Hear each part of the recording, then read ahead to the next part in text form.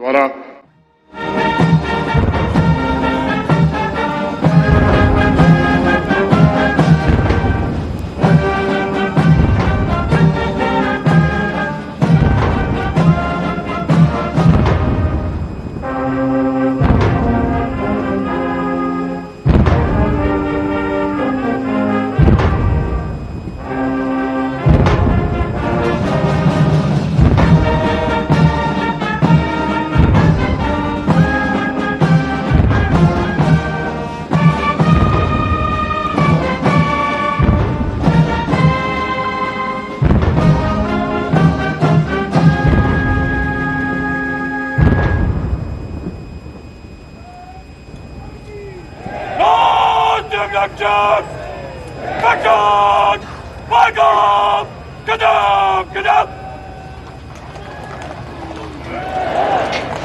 As the President's bodyguard moves away in the direction of India Gate, the 21-gun salute still booming at Kartavya Path.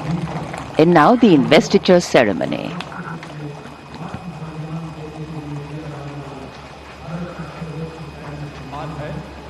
युद्ध के मैदान में नहीं बल्कि अन्य परिस्थितियों में शौर्य प्रदर्शन करने वाले सैनिकों और नागरिकों को प्रदान किया जाता है।